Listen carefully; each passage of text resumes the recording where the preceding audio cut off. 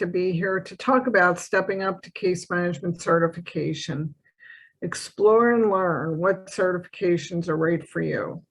And I really hope you have some questions. I know, a lot of people are already certified, but you can get more than one certification if it helps you with your job or if it helps you with your professional development. You don't have to, but they're available for you. So we'll look at some of the different certifications and see what questions you have. I'd be glad to answer them.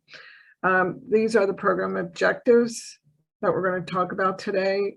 I think an important one, besides which certification is right for you to meet your goals, is how to maintain your certification.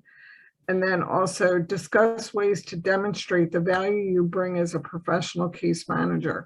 That is really something I'm talking about a lot. How are we showing our value? You all know value-based purchasing models, value-based models are coming into healthcare to replace traditional fee-for-service. We're not looking at quantity, we're looking at quality. And I don't think we as case managers have really looked at how and really put out there publicly how we make a difference in today's healthcare system. So it's something that I feel really strong about. We need to do that because we are making a difference, but we just can't say it. We have to show it. So that's something. It's more your slides aren't up. You need to share your slides. Oh, they're up on my screen. Yeah, no, you have to go down the bottom and select share screen. Oh, sorry. That's okay. Not a problem. Where is it? I'm looking at my slides. Okay. There, it's coming up. There they are. And then from the beginning. There you go. Well, we didn't miss too much, but I'll just show you the beginning slides anyway. And here are your program objectives. And I was talking about the last bullet to discuss ways to demonstrate and bring value as a professional case manager. I think it's really important that we all start looking at that. Not even just, for your manager, your supervisor, your director, your vice president to do, but you to do it and really try to start to show people the value that you bring. Why certification? And, the number one usually reason is the second bullet. Employees want their staff certified. It gives them an edge up on the competition. Some of the accreditation bodies like NCQA, URAC, Joint Commission, if you're in a magnet facility, getting certified is part of your professional development. And employers are looking to you to do that. Some people have it in their contracts when they sign on or become employed. If you're not certified today, within 2 years of working here, you will be certified. And I get a lot of calls from people because they're studying for the different exams and, they're worried because, if I don't pass, I might lose my job. And I always feel bad because I don't think people should lose their jobs because they don't pass a test. If they're doing good case management, if they're dependable, if they're doing good work, if they're, I think we need to look at that. And I would really encourage all case managers to stand up to that. Like if it's in your contract and you have to pass it. I think the biggest thing I see, I've talked to several people who have taken the CCM exam 5-6 times. I am not kidding, 5 or 6 times they've taken it, and then they still didn't pass. That exam is not for them. There are other exams that they could take, but because their supervisor or their hospital system or their insurance company mandates CCM. So we need to be able to educate our leadership. There are other certifications out there that might be more appropriate for me as a nurse. I talked to one woman who she did lose her job because she didn't pass the exam after like the 4th time. Spent a lot of money on review courses and books and different things, and she just could not pass it. I said, Louisa, why don't you take you're a managed care nurse. Why don't you take the managed care nursing certification? And she passed it on the first time. And she went to her employer and showed them that she passed it, and they let her go with that certification. but she didn't know to challenge it. She didn't know that she could do that because that was the rule, CCM only. So again, we need to stand up for ourselves. We need to use our voice to advocate for ourselves. Certification shows case managers have expertise in various areas. We do, you might be a pediatric case manager and you want to get your certification. Well, maybe you want to get it in pediatrics. And, if there's ANA, American Nurses Association, has a number of certifications, and I'm sure the Pediatric Nurses Association has, pediatric certification. So look at what you're doing. Look at where your expertise is. Look at where you want to work in the next 5 years. And think about certification in that realm more than my employer wants me to get certified. What do you want to do? Maybe it's going back to school. Maybe it's getting that bachelor's if you're a diploma or an AD nurse. Go back to school to get your bachelor's or your master's or a DNP. We have a lot of people doing that, and that's another way for professional development. Also allows you to move forward in your career. If you want to become independent, having national certifications gives you some qualifications that you can show to an employer, to a managed care company, that you have attained certification. So moving forward in your career is another reason many people get certified. These are the major certifications that are out there for case managers. American Case Management Certification, which is ACM, the American Case Management Association. A lot of people know that they're mostly in the hospital sector. They have a two-part certification. They have a Q&A and they have a simulation or lab that you go in and you actually do practice. You do scenarios and you say what you would do in this situation, and that they're scored together. They're scored separately, but a combined score for passing. The National Academy of Certified Care Managers, NACCM, that is if you've heard, the aging life care specialist. They're care managers, and that's their certification. The American Board of Managed Care Nurses, if you're in managed care, this might be a good certification for you to look at. The American Board of Managed Care Nurses allows LPNs to be certified. So again, looking at the criteria, many people, their LPNs may be case management assistants, but they might show a lot of potential. Maybe they have a bachelor's in something else and they went to LPN school a long time ago.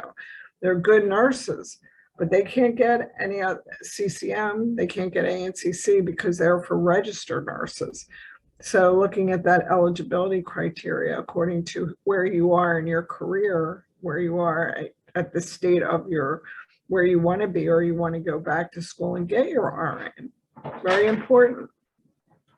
The CCM exam, Certified Case Manager, that's the most popular. They just sent out an email a few weeks ago. 30 years CCM has been out there. They've certified over 60,000, I think it was 60 or 65,000 people who have become certified case managers.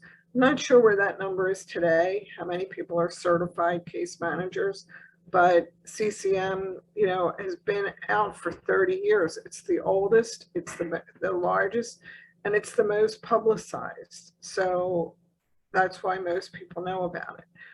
CDMS, the Certified Disability Management Specialist. If you're in rehabilitation and workers' comp, this might be, or disability management, this might be a good certification for you. And then CRRN, the Certified Registered Rehabilitation Nurse. Again, if you're in rehab or workers' comp, that is another certification. Now that is through the American Rehab Nurses, their organization, and it is only for registered nurses. So again, looking at your criteria. Nursing Case Management is the ANCC certification through the American Nurses Credentialing Center, and that is for registered nurses. Many of the organizations that are in Magnet they have their nurses go for, the case managers go for the ANCC. Military, veterans, a lot of military and veteran professionals that are in case management sign up for this exam too.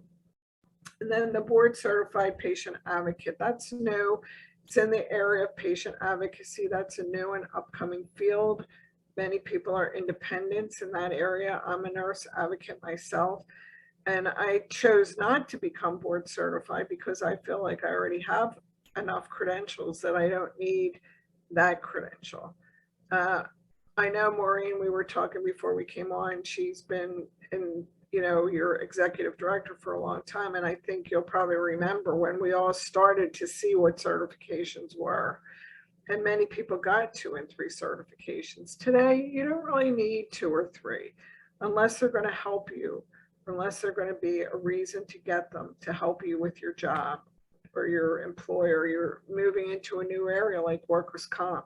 So you might want to get a CRRN because there's a lot of rehabilitation in the workers' comp industry, a lot of good training from that organization. American Nurses, Rehab Nurses is a really nice organization. So again, put some thought into certification. If you are new and you're just starting to think about certification, look at all of them. Which one's where do you want to be in 5 years? What do you want to be doing? Do you want to be in a hospital? Are you going to be in managed care? Are you looking to be independent? And you have some choices. So take a look at them all and see which one best meets your educational and your career goals. I just wanted to put this in, some terminology: accreditation, certification, and certificate of completion.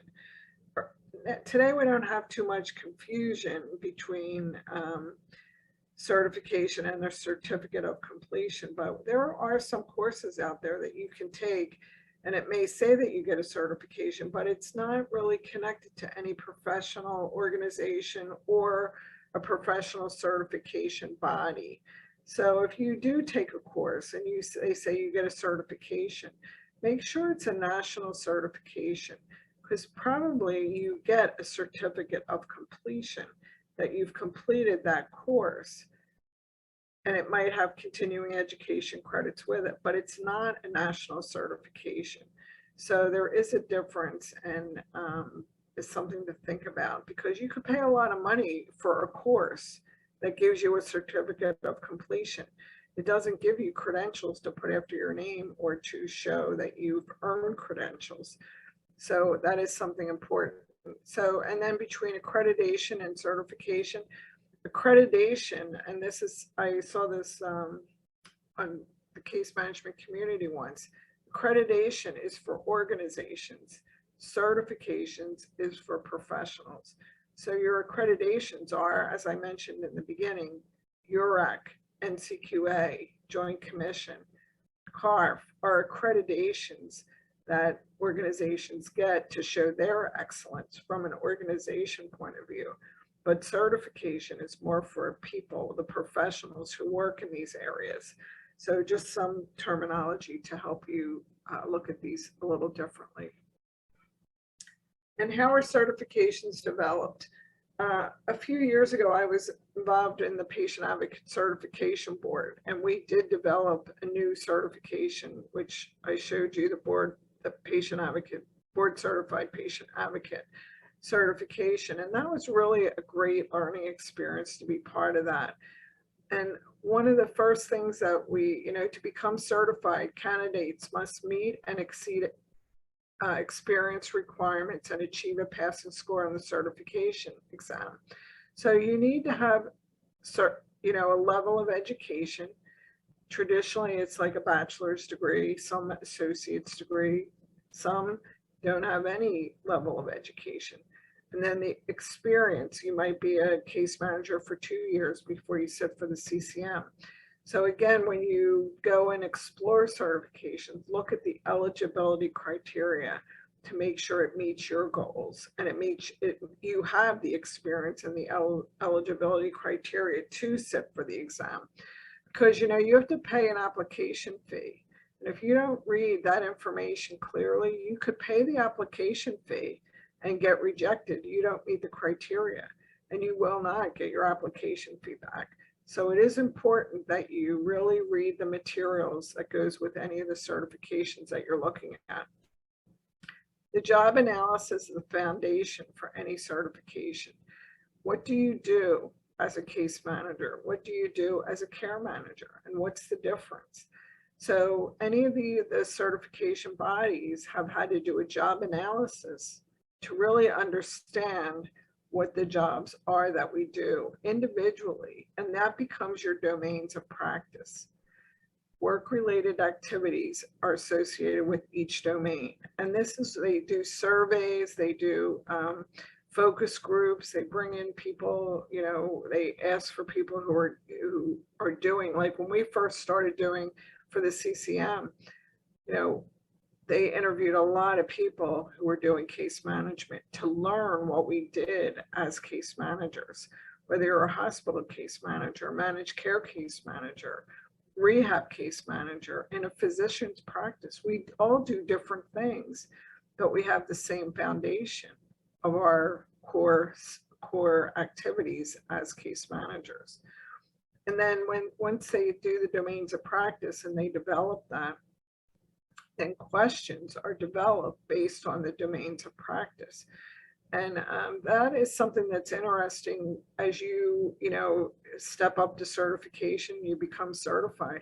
You might be part of a focus group, or you might be invited. If once you become certified, you'll get a letter from the certifying body that we're going to be looking at our exam. We've done a new job analysis, and we want to relook at what the profession or the practice is doing, and we need people from the field. You're called a subject matter expert because you have the certification.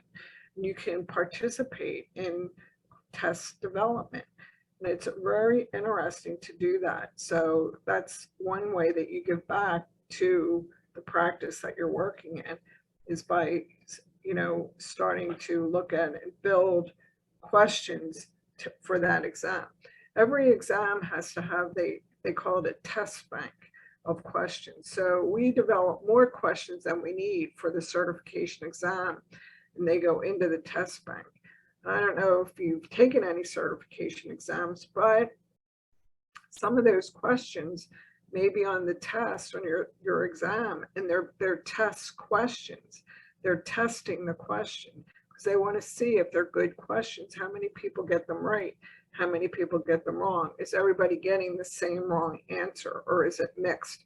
Maybe the choices A, B, C, D are not really appropriate for that question.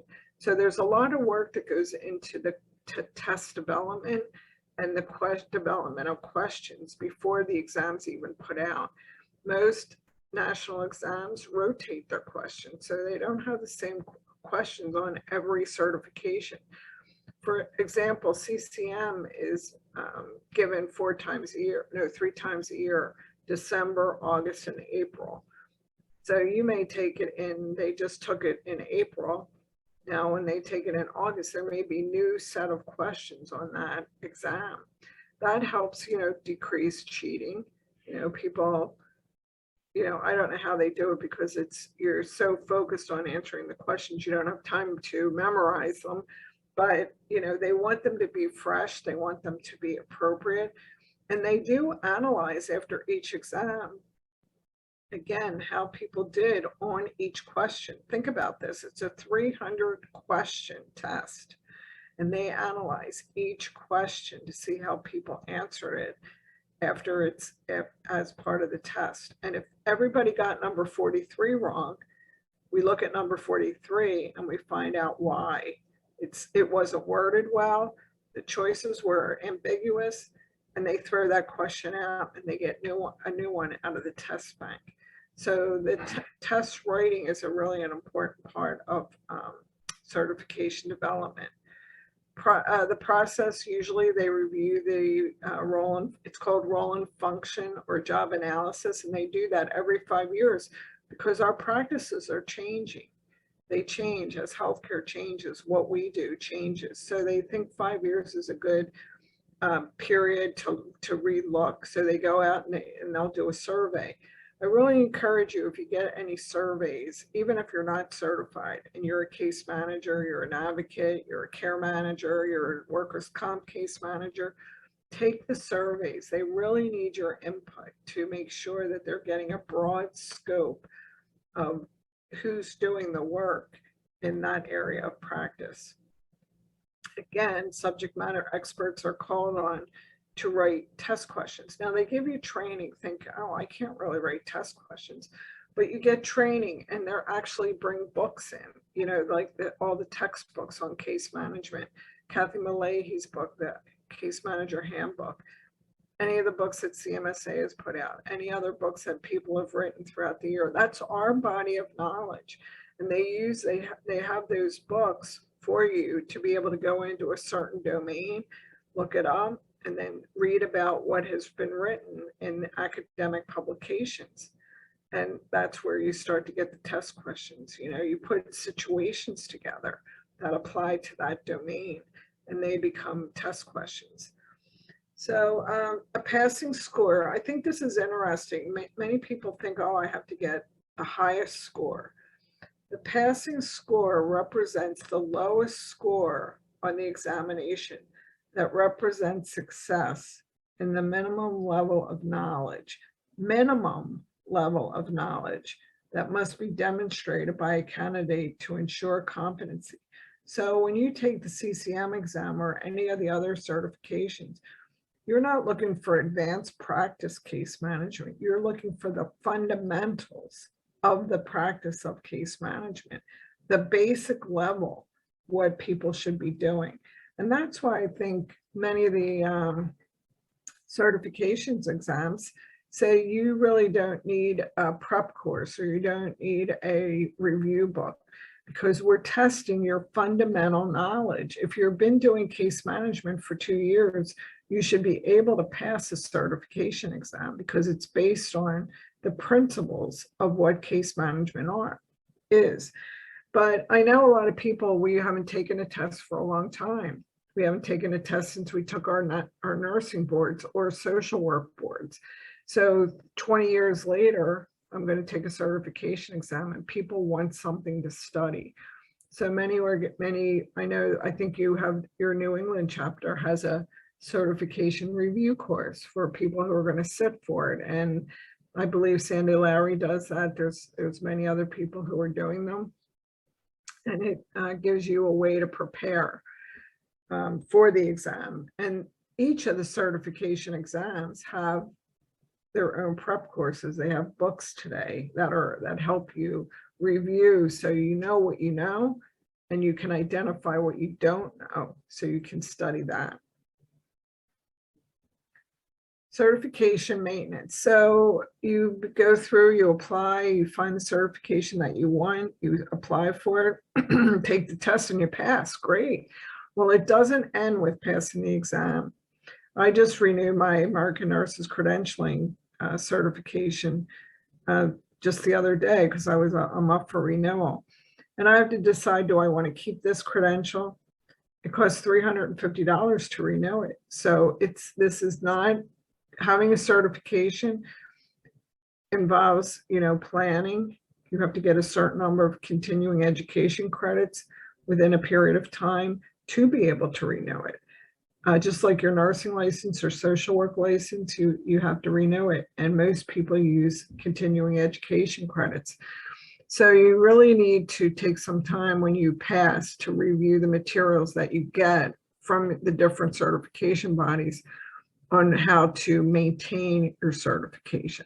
There's a code of professional conduct that you have to adhere to. And if you get called up, somebody reports you to the CCM board or to the ANCC, you could, if you're found to be in default, you could lose your certification because of that. So you have to know what that code of professional conduct is so you can comply with it. Candidates who successfully meet the requirements and pass the exam are granted certification for a specific period of time and then must maintain their certification by renewing it every few years. CCM is every 5 years. The American, I think it's managed care nurses, is every 3 years. 30 credits. CCM is 80 credits. So again, it's different for each certification. So knowing what your requirements are is what's important. And you get all that information. It's usually on a dashboard on the organization's website, but take time to review it. I worked with a woman just last month. She had to renew her certification, and she had CEs, but they were not approved by the CCM commission. And so she had like 80 credits, but only like 40 of them were approved. So she needed to either pay for the other 40 to get reviewed by CCM and pay costs to do that, or she had to hurry up and take additional credits that were approved by CCM. So again, knowing what you have to do, finding the ways to do it. That's your professional organization. You saw right before we started all the different programs that the chapter is giving. That's to help you maintain your certifications, help you with your professional development. And that's why belonging to your professional organization is so important. The process of certification maintenance, the goal is to promote continued competency and lifelong learning. Many of us haven't been to school for a long time. The continuing education is the way that we're continuing to learn what's new. I think one of your programs was going to be orthopedic, surgery and different techniques that are now being used. So if you're working with patients that are going to have surgeries, you're familiar with them, especially if that's your specialty area, like workers' comp. You can help people understand what they're going to go through. Not only do candidates have to meet education and experience requirements to recertify, but they also must demonstrate they're keeping current in the profession by either passing the exam again or by achieving a number of specific continuing education credits. So again, to renew, you can take the test again if you want. And some people do opt to do it. Some people like to take tests. Some people say, I'll never take another test. And they want to renew by credits. So again, that's your option. You just have to know what they are, know what the rules are, and then choose the best. That's the best for you. So again, preparing for a national certification, decide on the one you want to take. Look at all of them, read about them, see if they apply to your job, if they apply to your goals, where do you want to be? Then review the eligibility criteria. Are you even eligible to take it? Complete the application.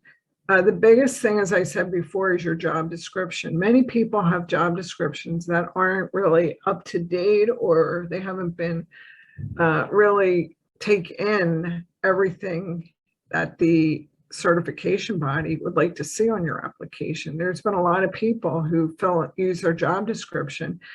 This is their job description, but they do a lot more. They work across settings. Like if you're an ER case manager, but you transfer patients to the floor, you transfer them out to a rehab program, you send them home and you give instructions.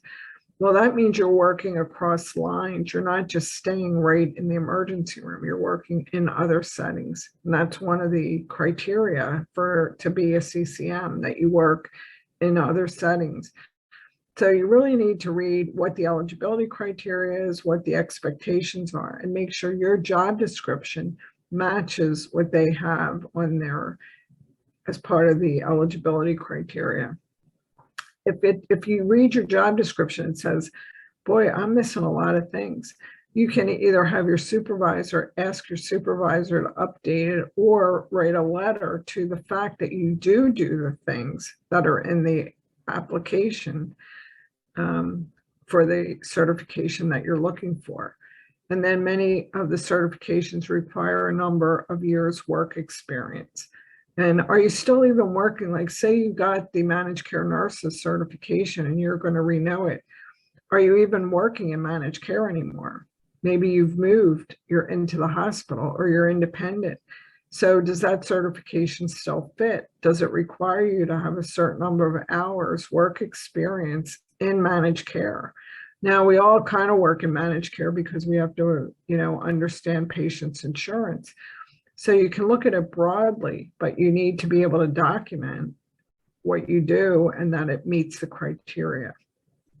So once you're accepted, usually you need to choose a date. For CCM, there's a certain time period to apply and then take the test. As I said, April, August, and December. So if you're going to take the August exam, that application period is open now. There's a window of time when you can apply to take the CCM exam. If you don't apply during that period, you're going to have to wait till the next period. So if you didn't get your application in on time for August, which is probably like May, then you're going to have to wait until December. So timing is everything, as they say. So you need to read, and it's all outlined in the on their website. Any of the certification bodies all have their own. Now, the American Nurses Credentialing Center, it's open. So you apply today, you get approved in a month, and then you have 90 days from your approval date to pick a date when you're going to do your exam. And that's important because you want to have time to study. So, giving yourself, you could pick it for a week later once you get the approval, but do you need to prepare? Do you need to study? So they're the things that you really need to look at. And then most certifications are given online. Since the COVID, that really rocked the industry, the testing centers. Many people couldn't go to testing centers. It really changed the way we do it. Many of the certification exams are now letting you take the certification in your own home. As long as you have internet, you have to have a camera, you have to be able to watch you as you're taking. They have somebody sitting somewhere and they watch you take your test. So again, it's not paper and pencil. They're all computerized at this point, but where you can take it is check out your certification body where they allow you to, you still may need to go to a testing center. So I bring that up because it's important. You're nervous enough when you take the exam. We always tell people, go find the testing center, know how to get there, know how long it's going to take you, prepare for the unexpected. What if you get a flat? What if you get in an accident, or you're just in traffic in an accident? If you're late for the test, for your time, you may not be able to take the test. So again, there's a lot of preparation that goes into sitting for a certification exam that you have to think about. So some tools to help you prepare. Many people like to put together study groups. If you work in a hospital and you have a couple of people that are all going to be taking the same certification, you might want to be in a study group together. Every once a week, maybe you'll all meet and somebody will be assigned a different domain of practice. So you can go through that. Each person will teach everybody else in the group about that domain. You can make your own test questions up, flashcards, definitions, know what the definitions are. You need to know what definitions are so you can answer the question. Online groups, there's some Facebook groups out there. I know I'm involved with Deanna Gillingham. She has a Facebook group called the Case Manager Community. And every day they put a new test question up. So people who are preparing for the exam can go on Facebook. It's free. You sign up for the group, and every day you go on that community and you read the question, answer the question, and then the next day they give you the answer with the rationale. Deanna also and many other companies have manuals. Some are just test questions manuals. Some are really explanation about the domains of practice, so you really understand each area of your practice. And again, the fundamentals of the practice. So again, there's a lot of tools out there, test practice questions. Again, there's some companies that have put together books that are, pretty thick with all test questions, because people, that's what they want to do. They want to study the test questions so they get used to taking it. And then the actual certification body has books and information that you can purchase to do that. I know I was an author for the American Nurses Credentialing Center for their case management review and resource manual. And, you know, that was a exercise that myself and another person did. We were co-writers, and we wrote the book on that for that certification exam. So, you know, we did a lot of research and we found the information, and people have used it over the years to study. It's been updated over the years, but basically it stayed the same because really the fundamentals don't change, and that's what you're being tested on. So the key tip is use the domains of practice to help you identify where your weak areas are, so you can study what you don't know. A lot of people review things, they feel very comfortable. Oh, I know fundamentals of case management, but then the reimbursement section, they really don't understand all the different types of reimbursement that comes in healthcare. So they keep reading the fundamentals of case management over because they feel comfortable. But what they really need to study is the financial side. So you really need to understand what you don't know so you can start to prepare, because the exam is, all these exams are very broad. You need to look at different settings like the hospital, managed care, workers' comp. If you've never done workers' comp, you're going to need to learn about the fundamentals of workers' compensation because it's in the test. So, you know, that's why you need to look at those domains of practice and then see where you're weak. And they're the areas that you really need to prepare and study for.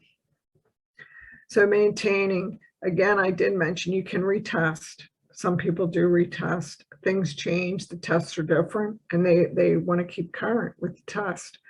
And that's something that people do. You have to reapply. You have to make sure you still meet the criteria. So you have to go through the whole application process. I mentioned continuing education credits. CCM is the one that you have to have your CCM credits from the CCM Commission. And, you know, most, if you're in this business of case management, like Maureen knows, any of the programs, most of your programs probably are CCM approved. You get a pre-approved. And that means when people get their certificate of completion, the program activity code and the approval number is on the certificate. That's what you have to put into your dashboard to claim the credits. So just look when you sign up for a conference. If you don't see that it's pre-approved by the Commission for Case Manager Certification, ask about it, because they may want to go ahead and get it approved by CCM if they have enough time. So again, don't be shy, advocate for yourself. I'd really like to go to this conference, but I see you don't have case management credits, and I'm a case manager. Would you like to know about them? And you can give the certification body that you have your certification from to see if they have specific criteria to have approval. Now, for the most of the nursing certifications, you can get through ANCC or your state board of nursing, and they accept those. But, you know, if CCM is the one that you really need to have your approval, or else you can get it reviewed afterwards, but it costs, I think it's like $15 for a course to be reviewed. But they do that, but you need to gather a lot of information. So it's a lot of extra work for you to do that. Online, you know, conferences are the best place. We go to CMSA, you saw that on the, you know, when we were starting the CCM conference, I think can get like 49 credits in 1 year. So if I'm going to renew my CCM in 2 years, going to the case management conference, I'll get all my credits in 2 years. And that's a big help for people. It's costly, you know, the conferences are expensive, but, you know, you want to get your credits. So the national conference or the local regional conferences like you have through your New England chapter, excellent conferences. Every year you guys are at the top of all the conferences for the chapters, and they all have CEs attached to them. So you should make sure you attend those conferences. Online study. Organizations like Athena Forum and AAA CEUs all have online CE learning, and they're all pre-approved programs for CCM that you can get, and you can take them right on your computer. You know, do a weekend, you can knock out like 30, 40 credits, but you need to take time to do them. We all get those little books from I'm licensed as a nurse in Florida and Pennsylvania. So my Pennsylvania license is due. So I've been receiving books to help me renew my Pennsylvania license that have CE credits in them. So there's a lot of ways to get your CEs, but start to really, once you become certified, start early gathering your CEs. Get a folder, put all your certificates in the folder. If you are CCM, I'm not sure of the other certifications if they have the same kind of dashboards, but you put your CEs, you log them into the dashboard, and it tells you if you go to CMSA, you have 49 credits towards your renewal. So you know that you need 35 more credits to renew, and you'll be able to do that over the next year or so. Lunch and learns through your employer. Many employers, if they require certification, they will bring in speakers to provide CE credits right at the work site. And then your professional organizations, as I said, you belong to the New England chapter. I'm with the All Florida Case Management Network in Florida, and we have CEs every month because we want people to, that's a benefit of belonging to your professional organization. We don't have anything on demand. I see your chapter does have on demand, which is great. That's a whole nother way. And then CCM also has an online educational forum that they'll have all the different sessions from last year's conference available for CEs. I think they change them every year according to where they are with the conference, but they're all approved for nursing, social work, CCM, so you can get your credits that way. That's the value of belonging to your professional organization. So amplifying your voice as a professional case manager's certification is one way. That's great. You have a credential, you can put that on. People ask you what it is, you tell people what you do. But we also need to start capturing some metrics to validate our value.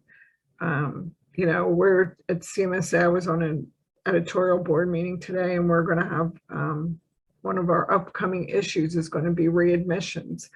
And how have case managers avoided readmissions, through education, through getting home care involved to help people be able to manage their chronic conditions, medication adherence.